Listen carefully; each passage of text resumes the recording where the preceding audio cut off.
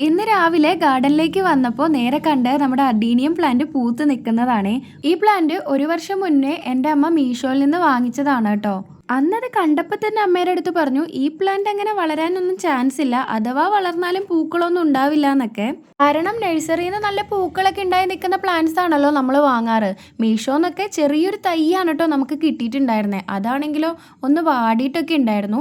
എന്നാലും എൻ്റെ വാക്ക് മൈൻഡ് ചെയ്യാതെ അമ്മ അതെല്ലാം നട്ട് ഇത്രയും വലുതായിട്ടോ. വലുതാകാൻ മാത്രമല്ല അതിലിതാ പൂക്കളൊക്കെ ഇട്ട് തുടങ്ങിയിട്ടോ. കണ്ടപ്പോൾ ഭയങ്കര സന്തോഷമായി. അതിൽ മുട്ടയിട്ട് തുടങ്ങിയപ്പോൾ തന്നെ അമ്മ ദാ അടുത്ത പ്ലാന്റ്സും ഓർഡർ ചെയ്ത് വാങ്ങിച്ചിട്ടുണ്ട് കേട്ടോ. ഇത് 3 കോംബോ ആയിട്ട് കിട്ടിയതാണ്. ഏതൊക്കെ കളറുകളാണെന്നൊന്നും അറിയില്ല.